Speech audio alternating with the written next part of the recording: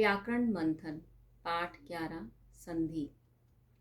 संधि संधि का संबंध किसी शब्द की दो ध्वनियों के बीच मेल से होता है। इसमें पहली, दूसरी अथवा दोनों ध्वनियों में परिवर्तन हो जाता है। परिभाषा: वर्णों के मेल से होने वाला विकार संधि कहलाता है, जैसे विद्या जमा आल्य विद्यालय।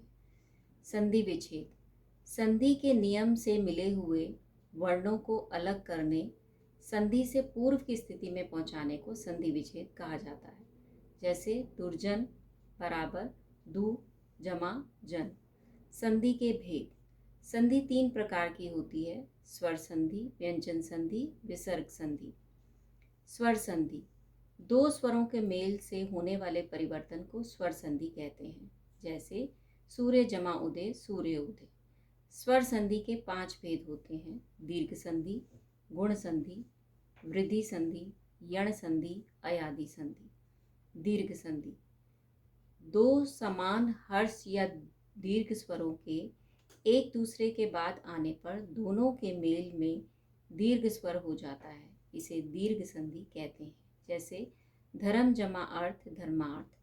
परीक्षा जमा आर्थी, परीक्षार्थी। रवि जमा इंद्र, रविंद्र। कवि जमा ईश्वर, कवीश्वर। नारी जमा इच्छा, नारी इच्छा। रजनी जमा ईश, रजनीश। गुरु जमा उपदेश, गुरु उपदेश। प्रभु जमा उर्मी, प्रभु उर्मी। वधु जमा उत्सव, वधु उत्सव। भू जमा ऊर्जा, भू ऊर्जा।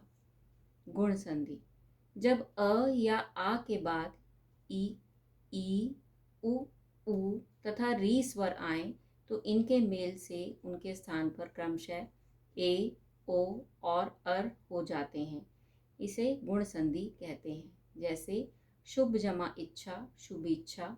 राजा जमा इंद्र, राजेंद्र। परम जमा ईश्वर, परमेश्वर। महा जमा ईश्वर, महेश्वर। पर जमा उपकार, परोपकार। सूर्य जमा ऊर्जा, सूर्य ऊर्जा। महा जमा उदय, महोदय। गंगा जमा उर्मी, गंगोर्मी। सप्त जमा ऋषि, सप्त ऋषि। महा जमा ऋषि, महर्षि।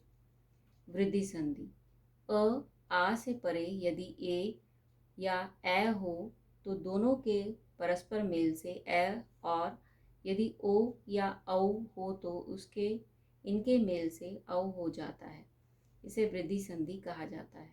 जैसे हित जमा एशी, हितेशी। परम जमा ऐश्वर्य, परमेश्वर्य। सदा जमा ऐप, सदैव। माता जमा ऐश्वर्य, मातैश्वर्य। परम जमा ओज, परमोज। परम जमा औषध, परमौषध। महा जमा ओजस्वी, महोजस्वी। यण संधि: जब हर्ष या दीर्घ ई, उ या री के बाद कोई भिन्न स्वर हो तो इनके मेल से इनके स्थान पर क्रमशः य, व, अर हो जाता है, इसे यण संधि कहते हैं। जैसे यदि जमा अपि, यद्यपि। अति जमा आचार, अत्याचार। देवी जमा आल्य, दैव्याल्य। वी जमा उ, व्यू। देवी जमा अर्पण, दैव्य अर्पण। प्रति जमा एक, प्रत्येक। देवी जमा ऐश्वर्य, दैवैश्वर्य। सु जमा अच, स्वच्छ। सु जमा आगत, स्वागत। अनु जमा इत, अन्वति। अनु जमा ऐषण, अन्वेषण। वधु जमा आगमन, वध्वागमन। पितृ जमा आज्ञा, पित्राज्ञा। मातृ जमा इच्छा, मातृ इच्छा। मातृ जमा इच्छा, मातृ इच्छा। पितृ जमा उपदेश, पितृ उपदेश। अयादि संधि: जब ए, ओ और औ के बाद इनसे अलग अर्थात असमान स्वर हो तो उसके स्थान पर क्रमशः अय, आय, अव और आव हो जाता है, इसे अयादि संधि कहते हैं। जैसे ने जमा अन, नयन। गे जमा अक, गायक। ने जमा इका, नायिका। पो जमा अन, पवन। पो जमा अन, पावन। भो जमा उख, भावुक। पो जमा इत्र, पवित्र। व्यंजन संधि: व्यंजन का व्यंजन या स्वर से मेल होने पर उसमें जो विकार या परिवर्तन होता है उसे व्यंजन संधि कहते हैं। जैसे जगत जमा ईश, जगदीश। दिक् जमा गज, दिग्गज। व्यंजन संधि के कुछ नियम या उदाहरण इस प्रकार हैं। पहला, वर्ग के पहले वर्ण का तीसरे वर्ण में परिवर्तन। जब च क, च, त, ट, प आदि वर्ग के पहले वर्ण हैं। इनके बाद यदि कोई स्वर आए या ग, घ, ज, झ, ड, ढ, द, ध, ब, भ या य, व, ह में से कोई व्यंजन आए तो क का ग, च का ज, ट का ड, त का द तथा प का ब हो जाता है। जैसे इसके कुछ उदाहरण हैं। दिक जमा गज, दिग्गज। दिक जमा अंबर, दिगंबर। जगत जमा अम्बा, जगदम्बा। षट जमा दर्शन, षटदर्शन। दूसरा नियम, वर्ग के पहले वर्ण का पांचवें वर्ण में परिवर्तन। वर्णमाला के वर्ग के पहले वर्ण अर्थात क, च, त, ट, प के बाद यदि म या ना हो तो क का ड, च का य, ट का ण, त का ना, प का म हो जाता है। जैसे वाक जमा मैं, वाग में। ट का ण, षट जमा मास, षट मास।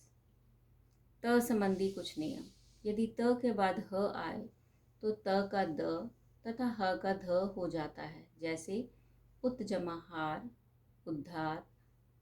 यदि त के बाद च या छ हो तो त का च हो जाता है। जैसे सत जमा चरित्र, सच्चरित्र। यदि त के बाद ज या झ हो तो त का ज हो जाता है। जैसे सत जमा जन, सज्जन। यदि त के बाद ट या ठ हो जाए तो त का ट हो जाता है। जैसे तत् जमा टिका, तट्टिका। यदि त के बाद ड या ढ हो तो ड का ल हो जाता है। जैसे उत जमा डयन, उड्डयन। उत जमा लास, उल्लास।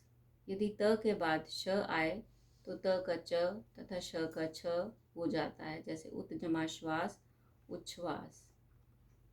यदि किसी स्वर के बाद छ आए तो छ से पहले च जुड़ जाता है। जैसे अनु जमा छेद, अनुच्छेद। यदि स से पहले अ या आ हो को छोड़कर यदि कोई अन्य स्वर हो तो स का श हो जाता है। वी जमा सम, विषम। वी जमा साध, विषाद। इसके कुछ उदाहरण हैं। म का मेल यदि य, र, ल, व, श, श, स, ह से हो तो म सदैव अनुस्वार में बदल जाता है। जैसे सम जमा योग, संयोग। म का मेल म से होने पर कोई परिवर्तन नहीं होता। जैसे सम जमा मान, सम्मान। न का ण में परिवर्तन होता है यदि किसी शब्द के प्रारंभ में या अंत में री, प, र हो तो। जैसे राम जमा अयन, रामायण। परि जमा नाम, परिणाम। विसर्ग संधि, विसर्ग का मेल किसी व्यंजन या स्वर से होने पर विसर्ग में जो परिवर्तन या विकार आता है उसे विसर्ग संधि कहते हैं। जैसे मनः जमा हर, मनोहर। नी जमा रस, नीरस। विसर्ग संधि के नियम व उदाहरण इस प्रकार हैं। विसर्ग का ओ हो जाना, मना जमा बल, मनोबल। मना जमा रंजन, मनोरंजन। विसर्ग का र हो जाना, पुनः जमा जन्म, पुनर्जन्म। दू जमा जन, दुर्जन। विसर्ग का श हो जाना, नी जमा चल, निश्चल। विसर्ग का श हो जाना, नी जमा कपट, निष्कपट। विसर्ग का स हो जाना, नी जमा तेज, निस्तेज। विसर्ग का श, स हो जाना, दू जमा शासन, दुशासन। दू जमा साहस, दुस्साहस। आइए अब अध्ययन सूत्र देखते हैं। दो वर्णों के मेल से होने वाले परिवर्तन को संधि कहते हैं। संधि के तीन भेद होते हैं, स्वर, व्यंजन तथा विसर्ग संधि। स्वर का स्वर से मेल होने पर उत्पन्न विकार स्वर संधि कहलाता है। स्वर संधि के 5 भेद होते हैं, दीर्घ, गुण, वृद्धि, यण तथा अयादि संधि। व्यंजन का व्यंजन या स्वर से मेल होने पर उसमें जो विकार या परिवर्तन होता है उसे व्यंजन संधि कहते हैं। विसर्ग का स्वर या व्यंजन से मेल होने पर उसमें होने वाला विकार विसर्ग संधि कहलाता है। धन्यवाद।